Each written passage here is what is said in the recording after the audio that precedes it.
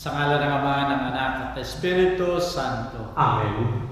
Minamahal ko mga kapatid, tayo na sa ikatatlong linggo ng muling pagkabuhay ng ating Panginoon. At dito'y tinatanong tayong lahat, iniibig ba natin siya? At kung ang ating sagot ay oo, patunayan natin ang ating pagmamahal sa Kanya. Sumayin niyo ang Panginoon. At sumayo rin. Ang pagbasa sa Banal na Ebanghelyo ayon kay Juan. Luwalhati sa iyo, Panginoon. Nang panahon yun, si Jesus ay muling napakita sa mga alagad sa tabi ng dagat ng Tiberiades. Ganito siya nagpakita. Si Simon Pedro, si Tomas na tinaguriang Didimo, si Nathanael na taga-Cana ng Galilea, ang mga anak ni Zebedeo at ang dalawa pa sa kanyang mga alagad ay magkakasama. Sinabi sa kanila ni Simon Pedro, "Ako ay mangingisda." Sumagot sila sa kanya, "Sasama kami sa iyo." Lumabas nga sila at sumakay sa daong, at ng gabing yon ay wala silang nahuli. Nang magbubukang liwayway na, si Jesus ay tumayo sa tabing dagat. Ngunit hindi nakilala ng mga alagad na siya ay si Jesus. Winika sa kanila ni Jesus, "Mga anak, may isda ba kayo?" Sumagot sila sa kanya, "Wala." "Ihulog ninyo," sinabi niya sa kanila, "ang lambat sa dakong kanan ng daong at makatatagpo kayo." Inuhulog na nila, at dahil sa dami ng isda, ay hindi nila mahila ang lambat. Winiga ng alagad na mahal ni Jesus kay Pedro, siya ang Panginoon. Pagkarinig ni Simon Pedro na yaon ng Panginoon, nagsuot siya ng damit, siya ay hubad at tumalon sa tubig. Samantalang ibang mga alagad ay dumating sa pampang na nakasakay sa daon at hinihila ang lambat na may mga isda, sapagkat hindi sila ganong malayo sa pampang, kundi may 2 siko lamang. Pagkalunsad nila, ay nakakita sila ng mga baga na may isda sa ibabaw at ng tinapay. Winika ni Jesus sa kanila, "Magdala kayo ng mga isdang inyong nahuli ngayon." Umakyat si Simon Pedro sa daong at hinila sa tabi ang lambat na puno ng malaking isda, 153 ang bilang, at kahit ganong karami ay hindi nasira ang lambat. Sinabi sa kanila ni Jesus, "Halika kayo at mag-agahan." Isa man sa mga alagad ay walang nangahas na magtanong kung sino siya, sapagkat nababatid nilang siya ang Panginoon. Lumapit si Jesus at tinampot ang tinapay upang ibigay sa kanila. At gayon din ang ginawa sa isda. Ito ang ikatatlong pagkapakita ni Jesus sa kanyang mga alagad, pagkatapos ng kanyang muling pagkabuhay. Pagkakain nila, tinanong ni Jesus si Simon Pedro, "Simon, anak ni Juan, iniibig mo ba ako ng higit kaysa sa mga ito?" "Opo, Panginoon, nalalaman ninyong iniibig ko kayo," ang tugon niya. Sinabi sa kanya ni Jesus, "Pakanin mo ang aking mga batang tupa." Muli siyang tinanong ni Jesus, "Simon, anak ni Juan, iniibig mo ba ako?" Sumagot si Pedro, "Opo, Panginoon, nalalaman ninyong iniibig ko kayo." Ani Jesus, "Pangalagaan mo ang aking mga tupa." Pangatlong ulit na tinanong siya ni Jesus, "Simon, anak ni Juan, iniibig mo ba ako?" Nalungkot si Pedro sapagkat makaitlo siyang tinanong, "Iniibig mo ba ako?" At sumagot siya, "Panginoon, nalalaman po ninyo ang lahat ng bagay. Nalalaman ninyong iniibig ko kayo."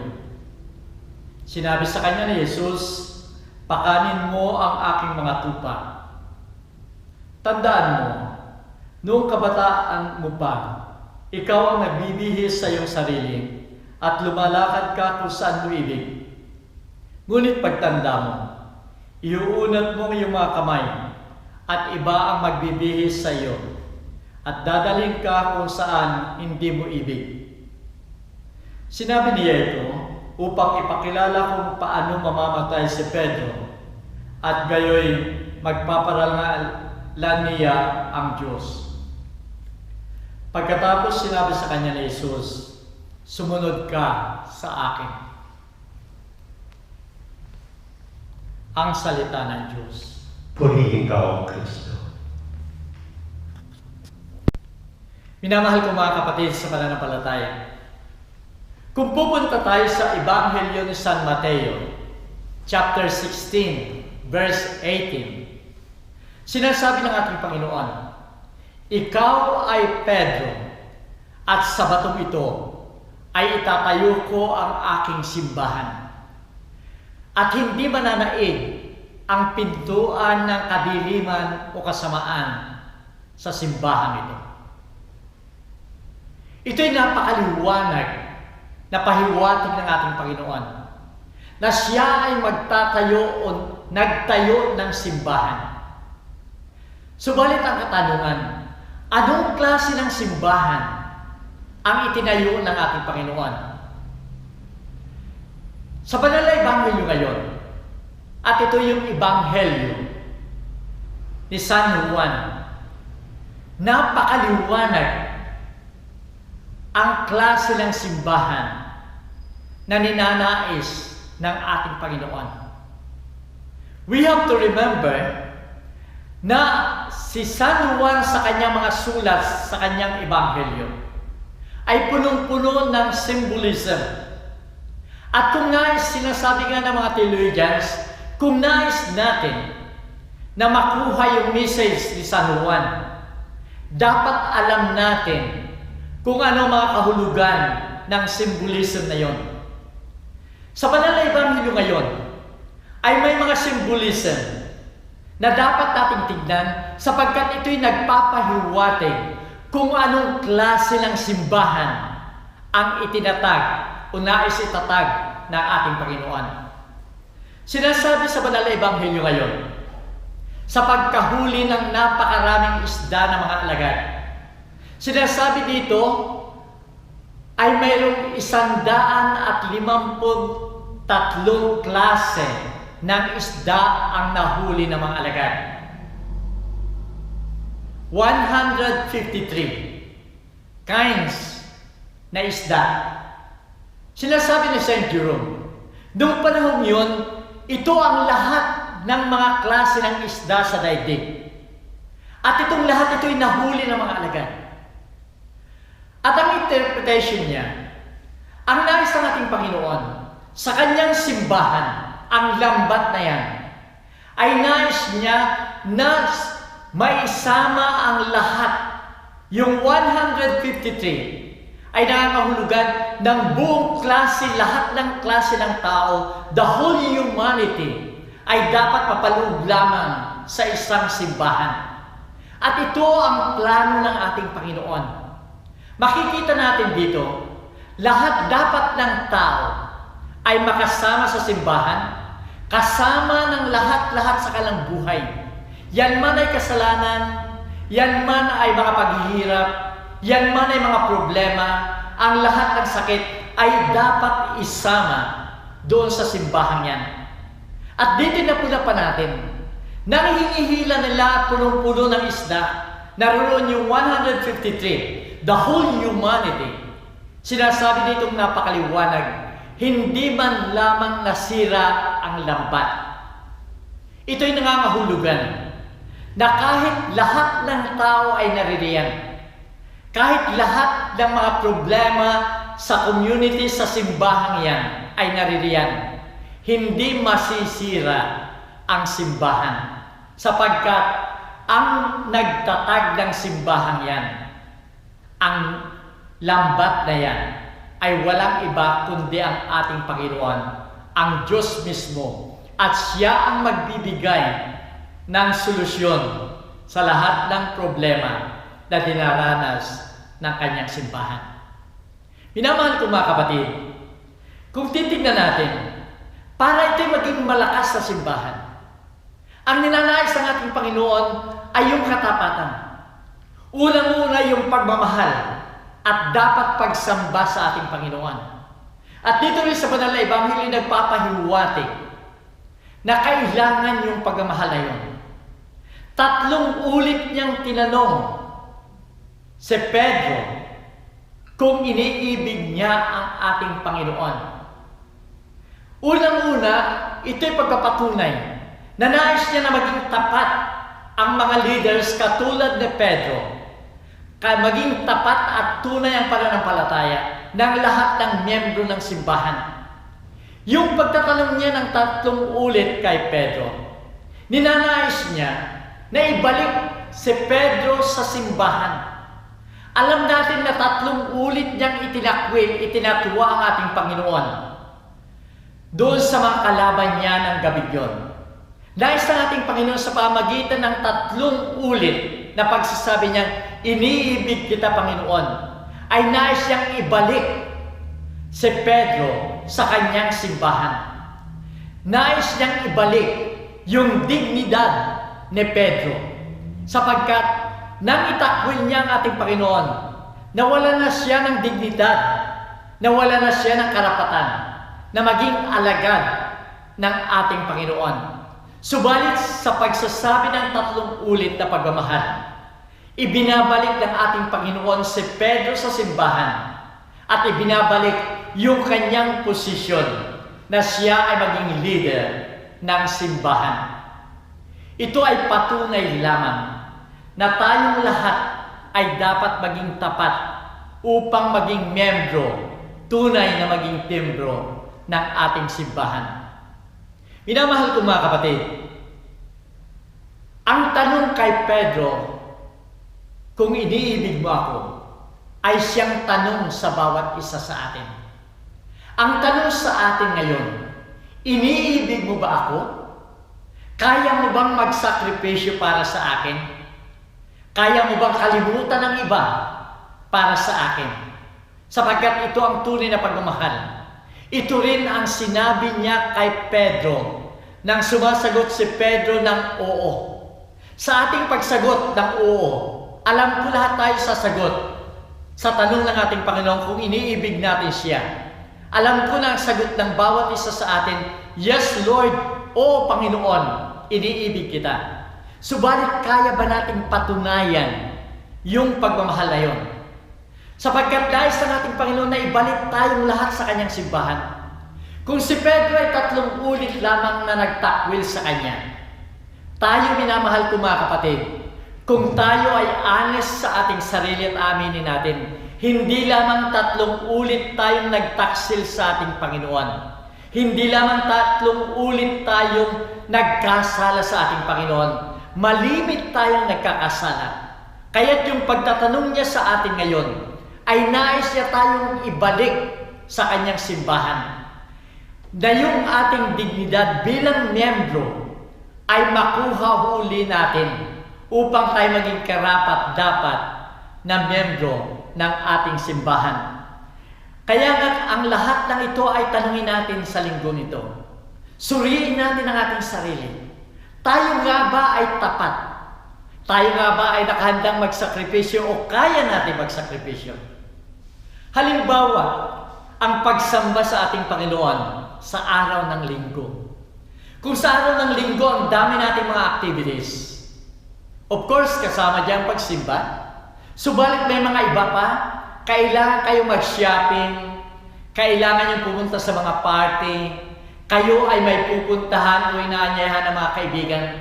Kaya ba ninyong isakripisyo yung lahat ng iyon para kayo magkaroon ng panahon para sa pagsimba? O kaya, isinasakripisyo ninyong pagsimba at sinusunod ninyo yung sarili upang kayo makapunta doon sa nais niyong puntahan. Ito ba ay tanda ng pagmamahal sa ating Panginoon? Tingnan natin kung winter. Winter ay napakalamig. Ang sarap matulog. Ang sarap manatili sa bahay. Kaya ba ninyong isakripisyo yun para kayo ay lumabas at magsimba kung araw ng linggo? O kaya, ang isinasakripisyo ninyo ay pagsimba at ang sinusunod ninyo ay yung layaw ng inyong katawan na maratili sa tahanan dahil napakalamig? O kaya sa panahon ng summer, napakaganda ng araw, ang gandang lumabas, pamasyal, magliwaliw, o kaya ay maligo sa dagat. Kaya ba na niyong isakripisyo yun para kayo lamang ay pumunta sa pagsimba? O ang sinusunod ninyo ay yung kagustuhan ninyo at ang isinasakripisyo ninyo ay yung pagsimba? Minamahal ko mga kapatid, tignan natin ang ating sarili. Ilang oras tayo na nanonood ng telebisyon? Ilang oras tayo na nasa ating mobile phone? Yung iba ilang oras na naglalaro ng mga games sa kanilang telepono, mobile phones. Pero yung isang oras man lamang na kayo ay magdasal, nagagawa ba ninyo? O na isasakripisyo nyo ang pagdarasal para ipagpatuloy yung kagustuhan ninyo? Manood ng television, maglaro sa inyong mobile phone. Minamahal ko mga kapatid, ito ay patunay lamang kung naisasakripisyo natin ang ating Panginoon dahil sa layaw ng ating katawan. Yung pagsasagot natin, "Oo, Panginoon, iniibig kita," ay hindi sapat upang tayo maging tapat na membro ng ating simbahan. Minamahal ko mga kapatid, tularan natin yung ikalawang pagbasa sa mga gawa ng mga apostol, na kinalimutan nila ang lahat. Kinalimutan nila yung takot sa mga kaaway ng ating Panginoon. Yung mga authorities ay nagsasabi sa kanila, tumigil kayo sa pangangaral. Tumigil kayong ipahayag ang muling pagkabuhay ng ating Panginoon. Pero anong sagot ng mga alagad? Susundin namin ang utos ng Diyos, subalit hindi namin susundin ang utos ng tao. Minamahal ko mga kapatid, ganito ang dapat na katapatan natin sa ating Panginoon. Alam natin na napakahirap sumunod sa aral ng ating Panginoon, sapagkat sa ating pagsunod, paulit-ulit tayong nanghihina, paulit-ulit tayong nawawala ng pag-asa, sapagkat dumarating sa atin ang mga pagsubok. Subalit alalahanin natin, ang ating Panginoong muling nabuhay ay laging naririyan. Siya ay umaalalay sa atin. Siya ay nakahandang tumulong sa atin. Sana tumulad tayo sa mga alagad na sa kabila ng kanilang naranasan na kabiguan, karanasan na halos nawalan sila ng pag-asa dahil sa kamatayan ng ating Panginoon, subalit binigyan pa rin sila ng lakas, lalong-lalo na sa banal na ebanghelyo ngayon, sa pagpapakita ng ating Panginoong muling nabuhay, sa paggawa niya ng himala, na pagbibigay ng napakaraming isda, sa paanyaya sa mga alagad ngayon, na sila ay sumalo sa Kanya sa almusal o sa pagkain. Ganon din ang gawin natin. Sa panahon tayo ay nanghihina, sa panahon tayo nawawala ng pag-asa, tayo lumapit sa ating Panginoon. Ang ating Panginoon ay pamulit-muli na nag-aanyaya sa atin. Inaanyayahan tayong makisalo tayo sa Kanyang hapag. Sa mga misa na ating dinadaluhan, inaanyayahan niya tayo sapagkat ang hapag, ang pagkain, ay tunay na nagbibigay sa atin ng lakas at lalong higit ang pagkain ng katawan at dugo ng ating Panginoon. Ang kinakailangan lang natin ay kung titignan natin yung unang bahagi ng banal na ebanghelyo ngayon. Nang makita ni Pedro at ma-realize niya na ang naroon sa kanyang harap ay ang ating Panginoon, lumukso siya sa tubig, lumapit siya sa ating Panginoon, sumamba siya sa ating Panginoon. Yun lamang, minamahal ko mga kapatid, ang dapat nating gawin sa mga panahon na tayo sinusubok. Lumukso tayo. lumapit tayo sa ating Panginoon, sumamba tayo sa ating Panginoon, at makisalo sa Kanya sa pagkain, sapagkat ito'y magpapatunay sa atin na tayo ay mga tapat na membro ng ating simbahan, at ito ay napakalaking patunay na iniibig natin ang ating Panginoon. Sumayin niyo ang Panginoon. Sumayin niyo rin. Minamahal mga kapatid, ang panyayasala ng ating Panginoon na tayong lahat ay makisalo sa Kanyang huling hapunan ay lagi natin sagutin upang tayo makasama niya sa isang simbahan na nagbibigay ng lakas para sa atin at nagbibigay ng pagkakaisa sa lahat sa atin.